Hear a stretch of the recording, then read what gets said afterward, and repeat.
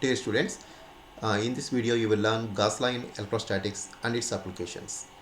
Gauss law is a very useful tool in determining electric field at different points due to charged particles. Of course, we have already discussed something about electric field. We define it as E is equal to 1 by 4 pi epsilon naught into Q by R square. But this formula is useful for isolated charges, and dealing with this formula for combination of different charges is little bit difficult. In order to get rid of this problem, that means in order to find electric field due to combination of different charges, we use Gauss law. Before going to the Gauss law, let us recall what is electric flux. um, Electric field is a combination of electric lines of force. The number of lines passing through the given closed surface is called electric flux, and it is defined as electric flux pi is equal to E dot ds. By using this information, let us see what is Gauss law and what are its applications.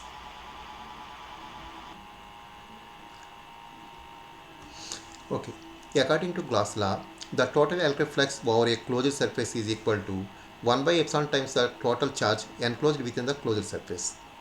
That means, in order to determine the electric flux through a closed surface, we need to divide the total magnitude of the total charge by um, epsilon naught. That is, electric flux pi is equal to Q by epsilon naught. But we already defined electric flux pi as E dot ds. Hence, we write the Gauss law as pi is equal to integral E dot ds is equal to integral EDS cos theta is equal to Q by epsilon naught. Let us prove the Gauss law. For this purpose, we consider a closed surface. This is the closed surface, and its area is S. Inside this closed surface, let us imagine a small charge, that is plus Q. It is a positive charge. It is placed at O inside the closed surface. Our intention is to determine the electric field at a point P, which is at a distance smaller from O.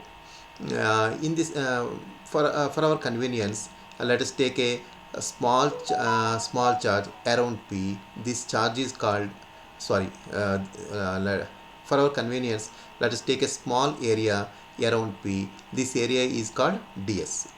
Let us see the anatomy of this picture.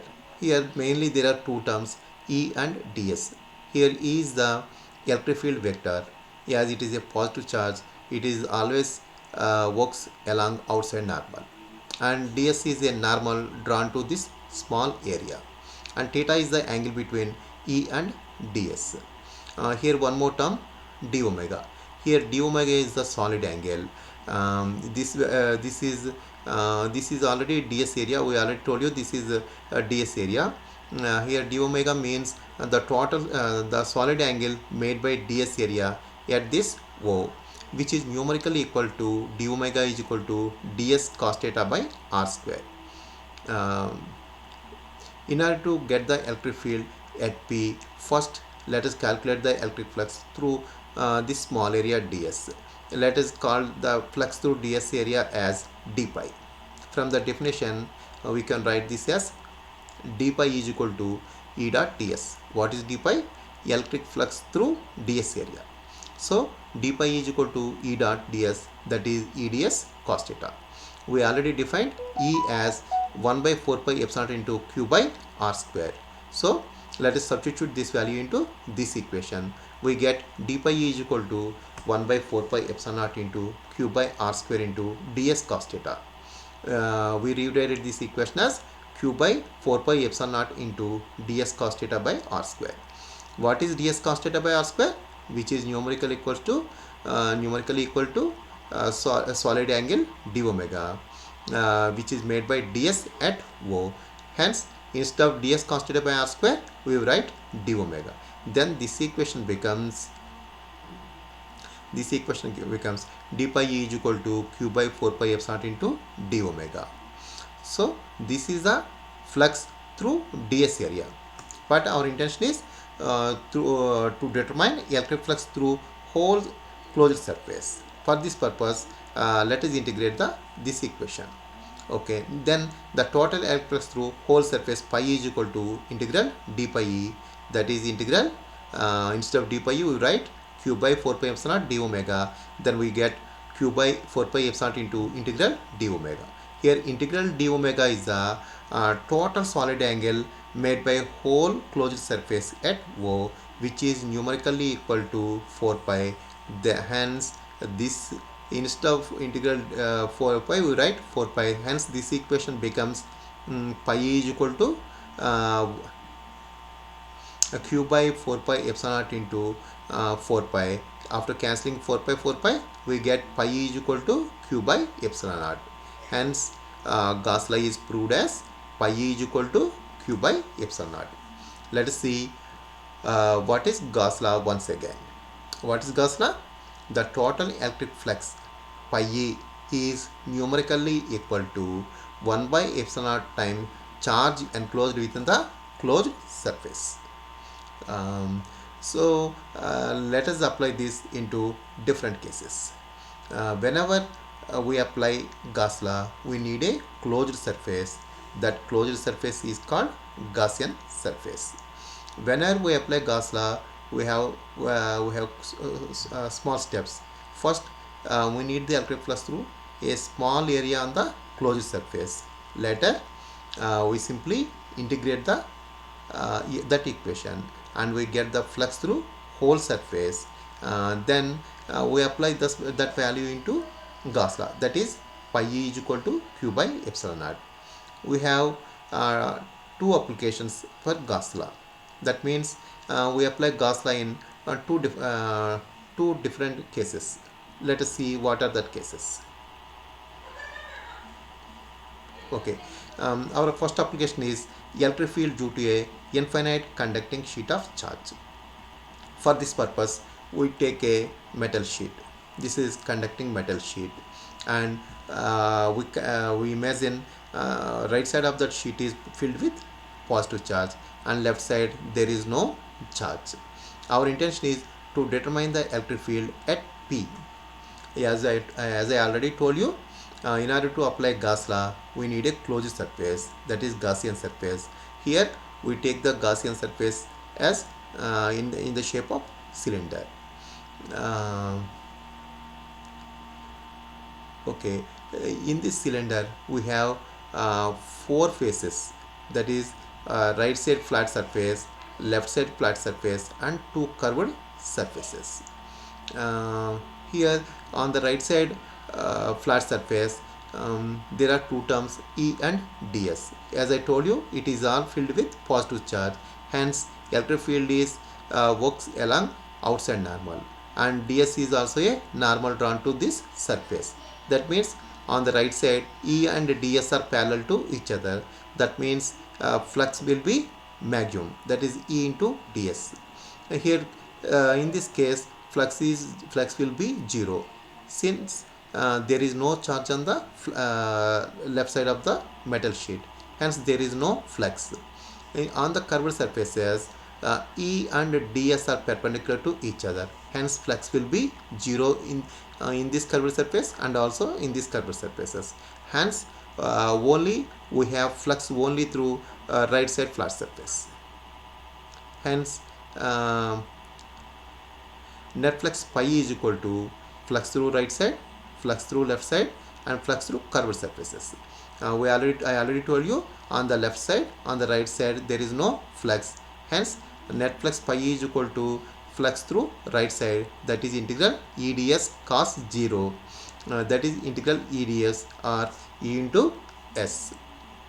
Let us see one more term, sigma. Here sigma is the surface charge density. Surface charge density means charge per unit area.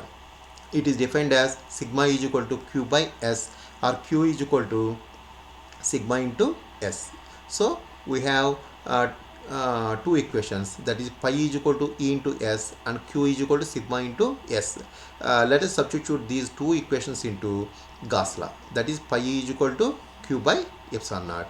After substituting, pi as ES, we get E into S is equal to Q by epsilon naught. But here Q is equal to sigma into S. Therefore, E into S is equal to 1 by epsilon naught into sigma S. After cancelling S on both sides, we get E is equal to sigma by epsilon naught.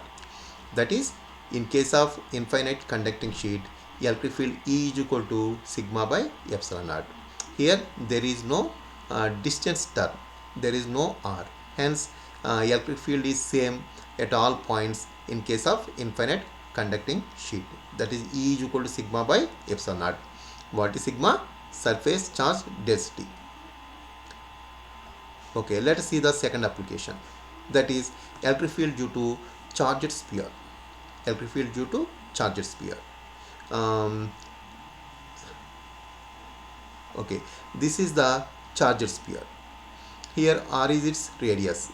Uh, in case of charged sphere, electric field is different with different positions.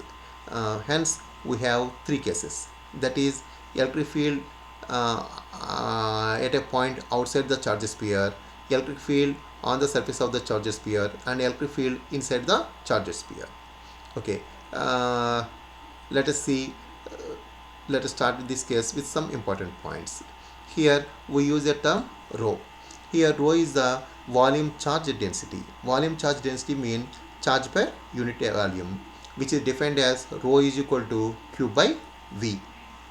Here V is the volume of the charge sphere, which is numerically equal to V is equal to 4/3 pi r cube. After substituting this value into this equation becomes rho is equal to 3Q by 4 pi capital R cube.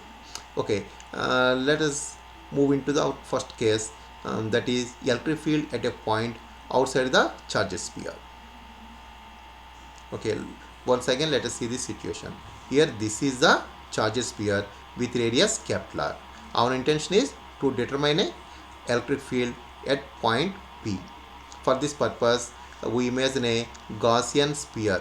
This dotted sphere is the Gaussian sphere. Okay, with radius OP or R, small r. Don't confuse. Here there are two R's, capital R and small r. Capital R is the radius of the charged sphere, and small r is the distance of the external point from the center of the charged sphere. Okay. Let us calculate the electric flux through this Gaussian sphere. For our convenience, we imagine a small area ds around P. Here there are two terms again, E and ds. As it is a positive charge, electric field again works along outside normal, and ds is a normal drawn to this small area. That means at P, E and ds are parallel to each other. Hence, flux will be maximum, and we can write d pi is equal to E ds. Okay, let us substitute this value into this equation. Electric flux through ds area d pi is equal to E ds. So we determine the electric flux through this area. After integrating this equation, we get the electric flux through whole Gaussian sphere. That means electric flux through whole Gaussian sphere, pi is equal to integral d pi. So instead of d pi, we write E ds. That is, pi is equal to integral E into ds. That is E into integral ds. Integral ds is the area of the whole Gaussian surface, which is equal to 4 pi small r square. Okay, we have two equations, d pi and pi and Q already discussed somewhere. Okay, let us substitute this value into Gauss law. That is, flux pi is equal to Q by epsilon naught. Instead of pi, we use E into 4 pi r square. So E into 4 pi r square is equal to Q by epsilon naught. Okay, from this equation we can write E is equal to 1 by 4 pi epsilon naught into Q by r square. That means at the external point, electric field E is inversely proportional to distance of the point. That means at the outside the charge sphere, electric field is gradually decreased with increasing distance. Let us see the another case. That is, electric field at a point on the surface of the sphere. On the surface of the sphere, smaller becomes capital. So we simply substitute capital instead of smaller into this equation. Then this equation becomes E is equal to 1 by 4 pi epsilon into Q by capital R square. Okay, let us see the third case. That is electric field at a point inside the charge sphere. Okay, this is the original sphere, charge sphere, and our question is to determine the electric field inside this charge sphere. For this purpose, we imagine a point P dash at a distance R dash from the center. Again, we imagine a Gaussian sphere with radius OP dash, that is R dash. Once again, we imagine a small surface around P dash, which is ds. At this surface, E and ds are once again parallel to each other. That means flux is E into flux d pi E is equal to E into ds. Okay, let us see this situation. Okay, here flux d pi is equal to E into ds. This is the flux through ds area.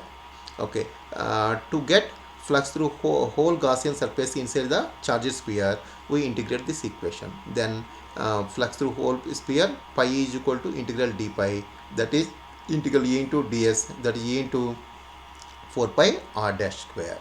So let us substitute this equation into Gauss law, that is flux pi is equal to Q by epsilon naught.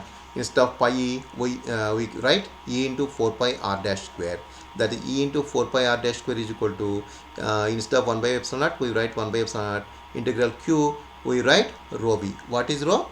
I already told you, rho is volume charge density, which is defined as Q by V, or we can write Q is equal to rho v. Let us see the first equation. What is first equation? Okay, this is the first equation. Okay, second equation, rho is equal to 3q by 4 pi r cube. Let us substitute this value into our equation. That is, okay, this is our equation. E into 4 pi r dash square is equal to 1 by epsilon naught into rho v. So instead of rho, we write 3q by 4 pi r cube, and instead of v, we write 4/3 pi r dash cube.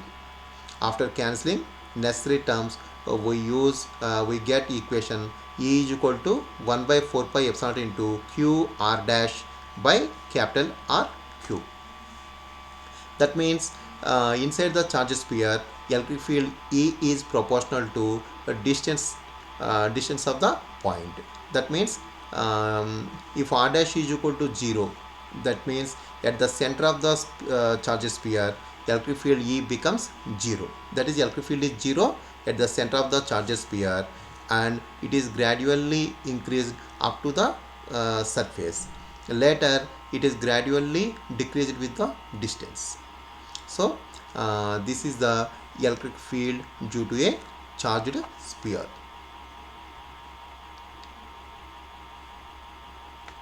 Hope my lecture will help you, students. Thank you.